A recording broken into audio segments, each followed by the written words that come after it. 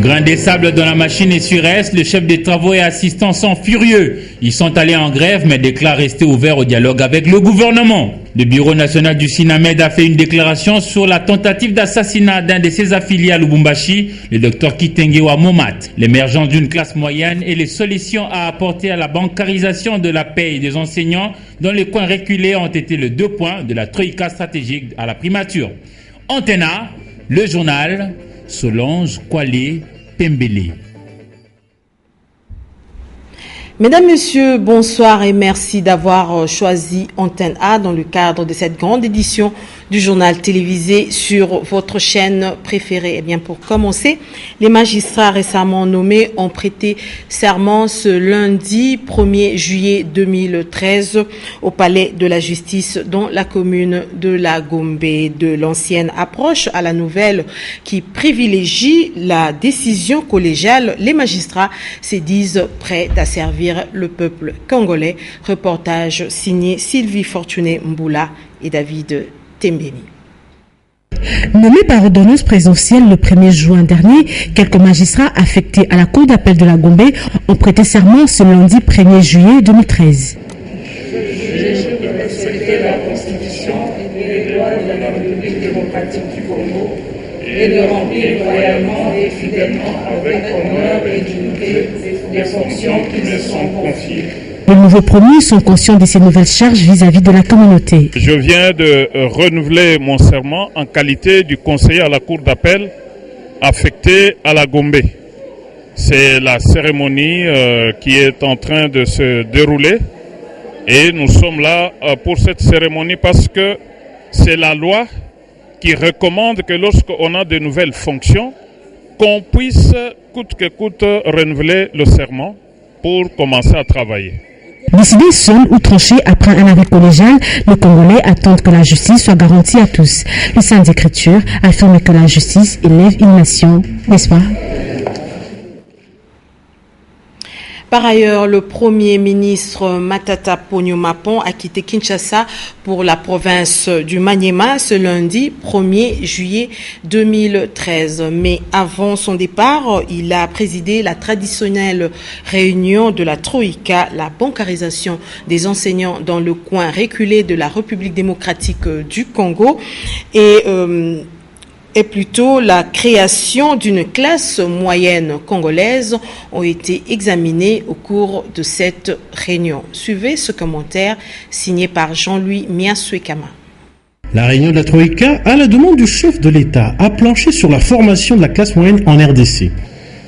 Vous savez, pour une économie qui vise à devenir une économie émergente, ne pas avoir des nationaux qui sont capables d'investir, d'innover, c'est un grand handicap.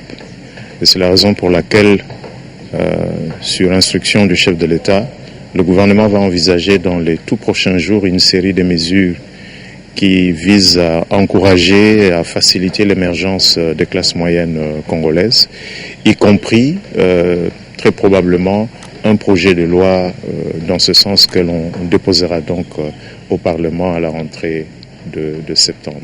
La bancarisation du mois de mai a touché un grand nombre d'enseignants. Mais pour la plupart, les sites de paiement des salaires ont été difficiles d'accès ou ont exigé de parcourir de longues distances. D'où nous avons donc décidé de mettre en place une commission qui va commencer à travailler dès cet après-midi pour cerner toutes ces difficultés dans les zones spécifiques qui ont été identifiées et y trouver des solutions pratiques dans les meilleurs délais possibles. Quant au Premier ministre, après la réunion de la Troïka, il s'est envolé pour Kindu, chef-lieu de la province du Maniema.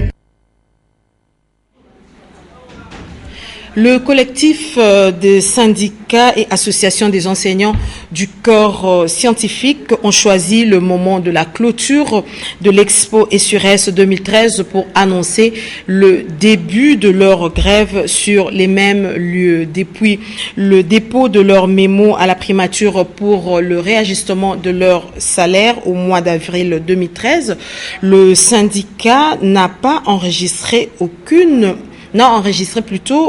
réponse de la part du gouvernement. Le porte-parole de ce collectif, Carlos Kalombo, est au micro de Nadine Ngalula. Considérant 1. La non-importance attachée à cette catégorie sociale et la non-prise en compte de leur cahier de charges par le gouvernement. 2. La non-exécution à ce jour du compromis obtenu entre le gouvernement et les collectifs sur instruction du Premier ministre. 3. La non-prise en compte de l'épineux problème des mécanisations des nouvelles unités. 4. Les mutismes du gouvernement par rapport au préavis de grève lancé en date du 22 juin 2013. De ce qui précède, les collectifs tenant compte de procès-verbaux des assemblées générales et consultations organisées à la base à travers la République, notamment à Lubumbashi et à Kisangani, ainsi que dans tous les établissements de la ville de Kinshasa, décident l'arrêt du travail au sein de tous les instituts supérieurs et universitaires de la République démocratique du Congo.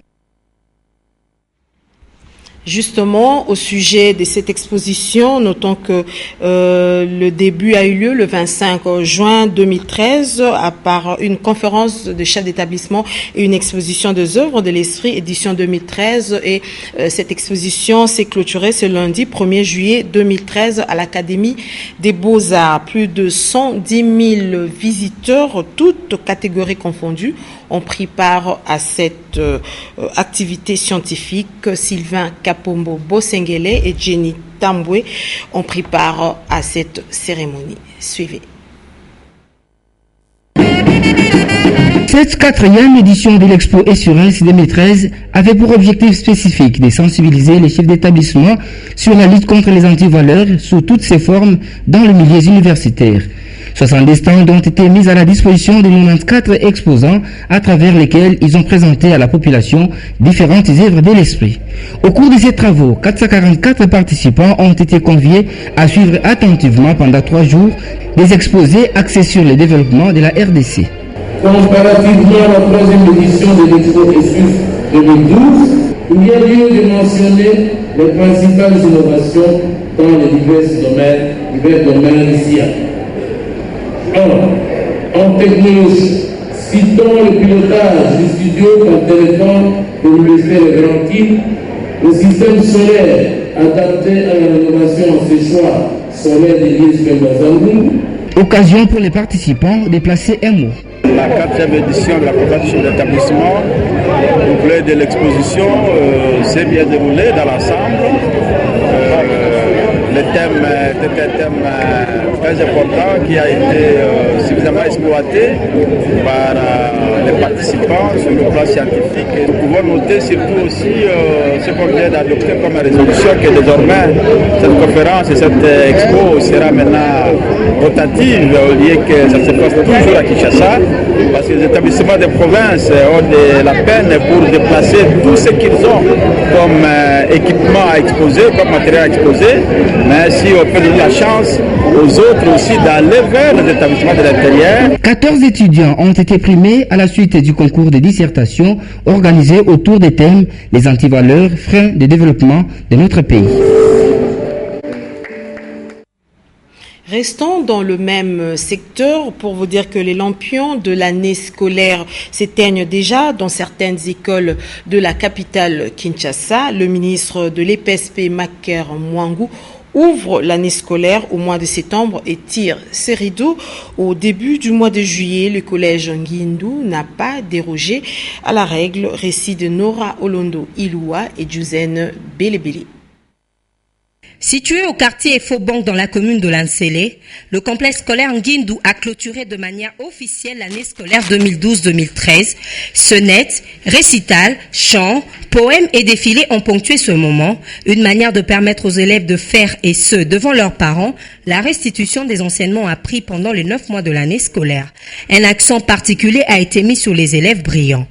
L'école a commencé, c'est la 2e année de son existence. Nous avons commencé en 2011 et nous sommes là en 2013. Nous étions en train de célébrer la fin de notre année. C'était la journée culturelle et puis la proclamation des résultats de la fin d'année. Voilà, en fait, nous avons eu les scénettes. Les enfants ont présenté des scénettes. Il y a eu des poèmes, des chants et différentes activités culturelles comme ça se passe toujours dans des écoles. En dehors de ça, nous avons pensé primer le meilleur élève. Comme vous avez vu, nous avons primé par chaque premier et deuxième de chaque classe. Et puis nous avons pris le meilleur des cycles.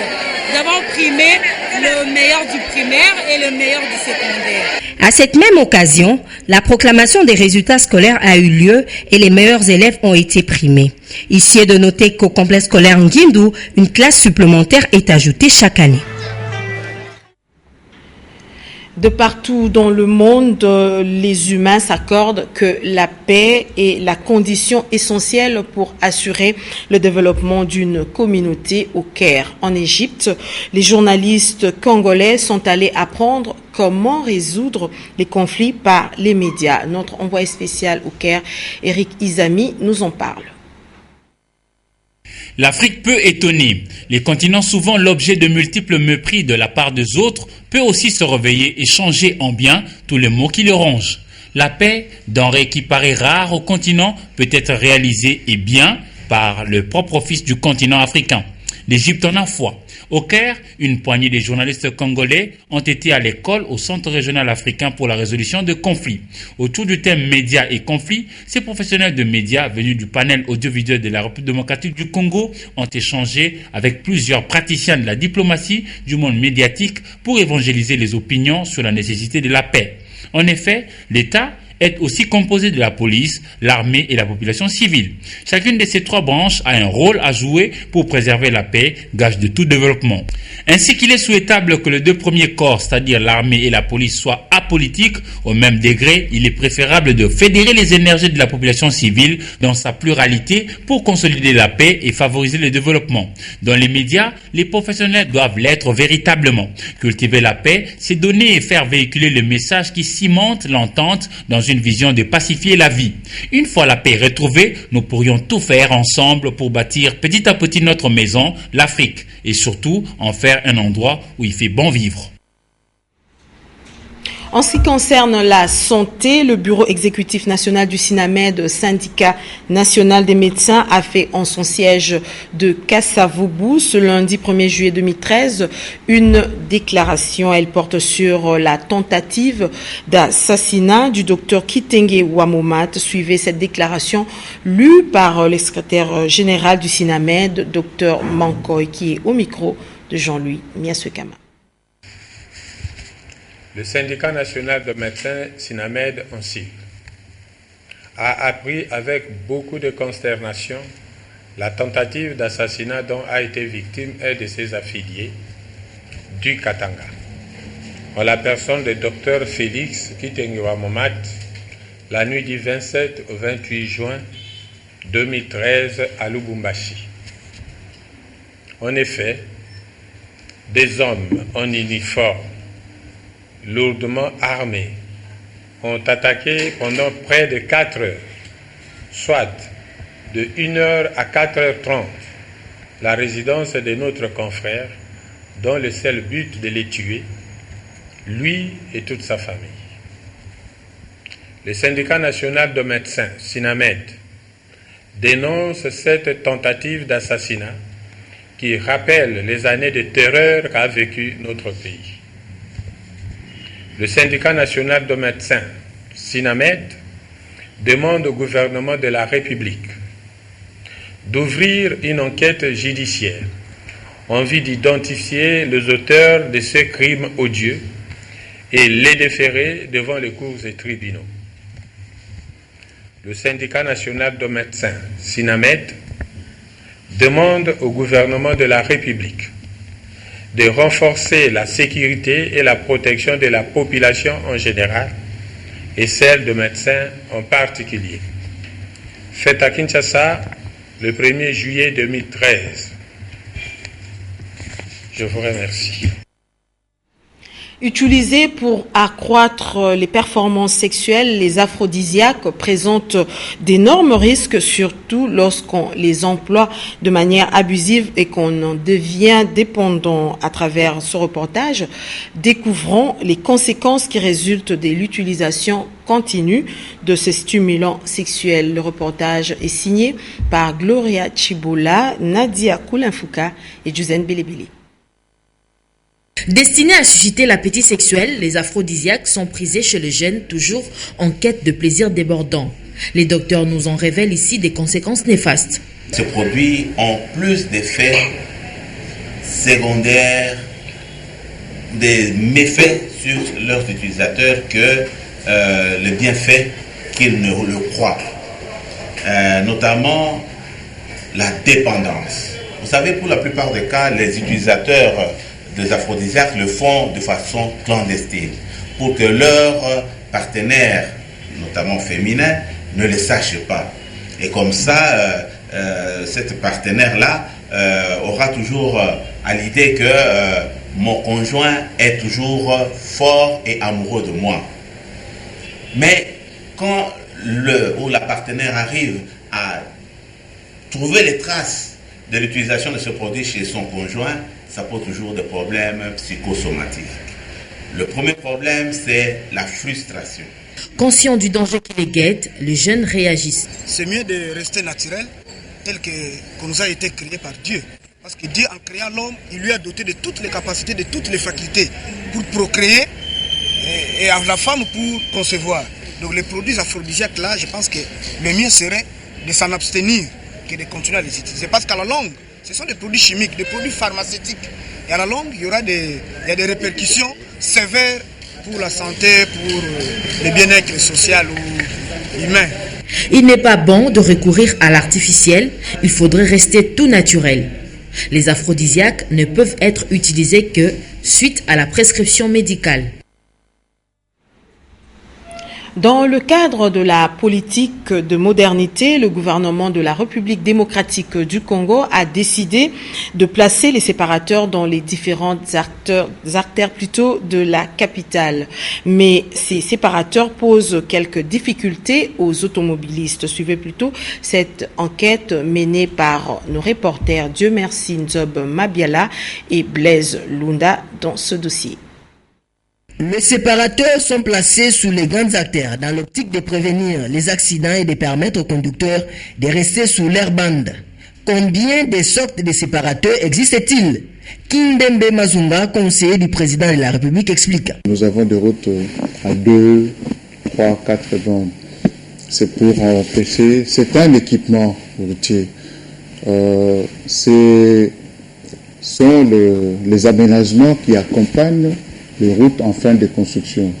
Il y a le séparateur de bande, il y a les marquages au sol, ou dans le cas de la signalisation, il y a la signalisation verticale, le feu lumineux, le panneau de signalisation ou les différents marquages au sol.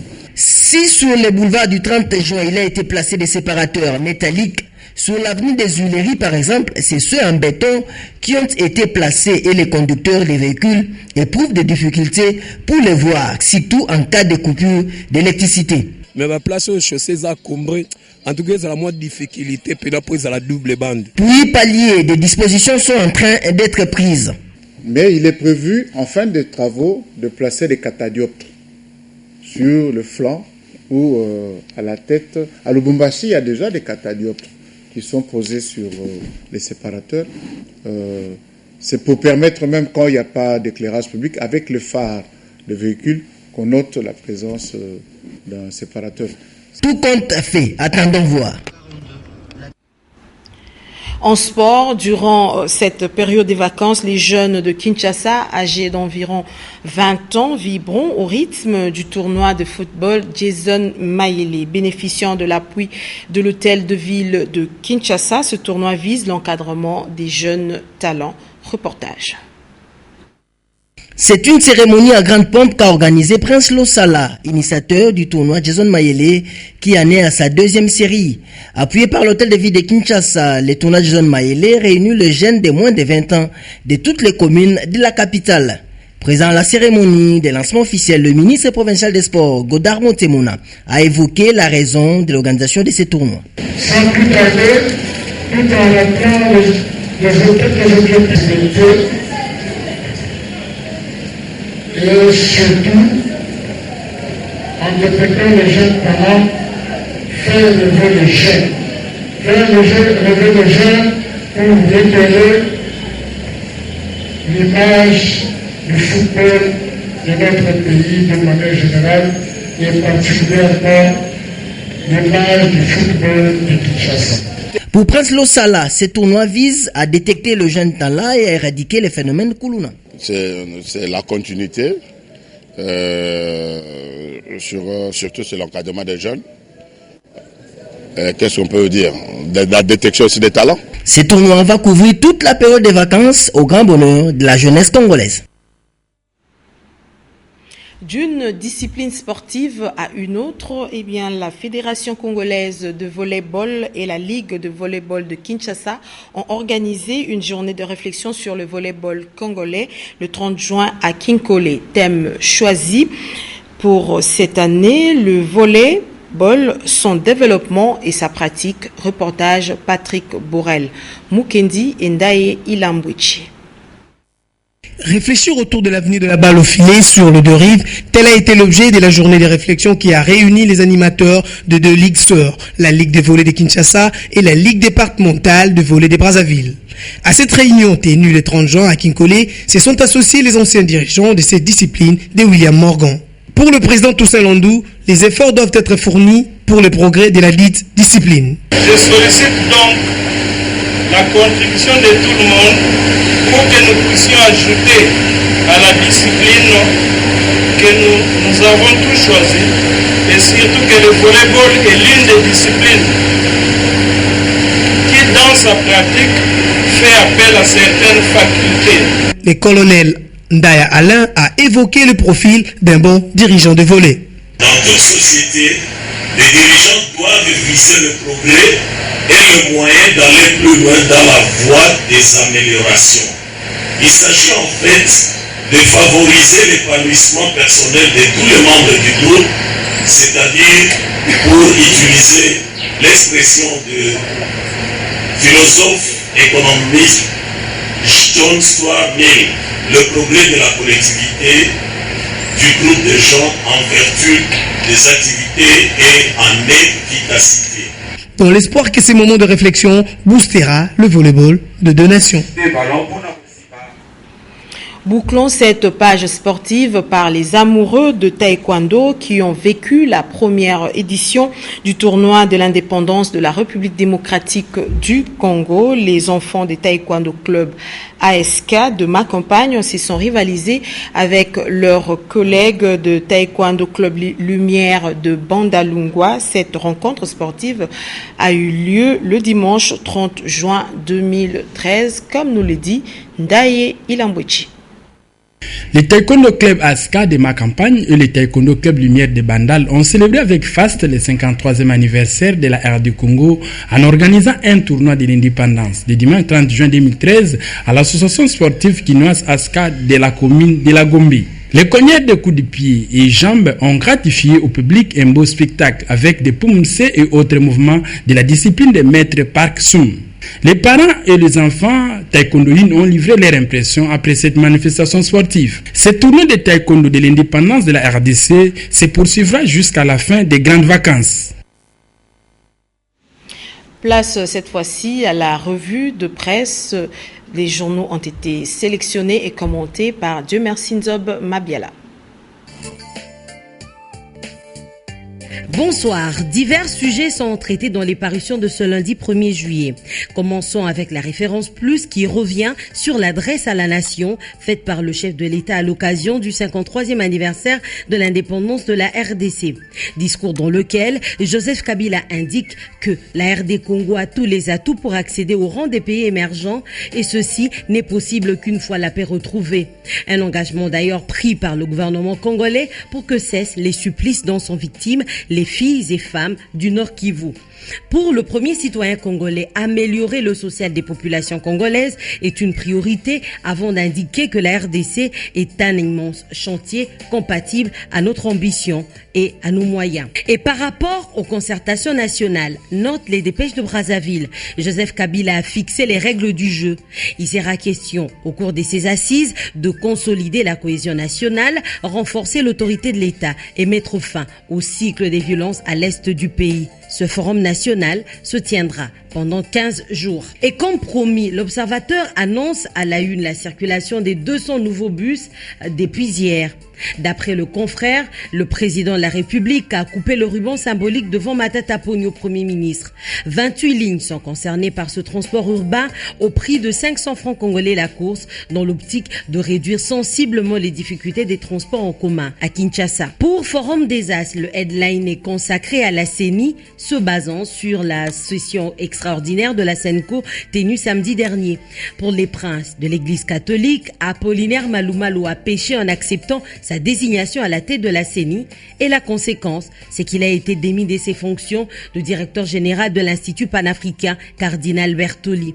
L'abbé Malumalu a violé les prescrits canoniques et des instructions du Saint-Siège répercutées par la SENCO.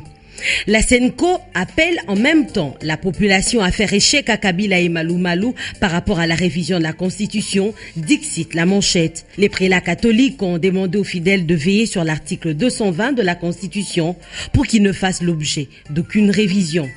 Pratiquement le même titre, repris par le quotidien d'information générale Le Guide.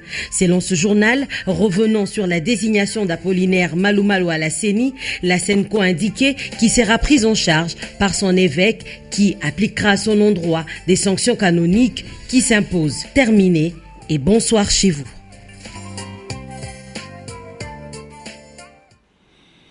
Terminons par cette nouvelle qui nous vient de l'opposition politique. Au cours d'une déclaration rendue publique ce lundi, l'opposition politique congolaise se dit non concernée par les négociations politiques telles qu'annoncées par le chef de l'État. Elle dénonce du reste ce qu'elle considère comme confiscation de l'accord cadre. Aussi impose-t-elle ses préalables à des quelconques négociations. Mesdames, Messieurs, c'est la fin de cette grande édition du journal télévisé sur Antenne A, la chaîne des références. Je vous retrouve demain à 19h. Portez-vous bien. Au revoir.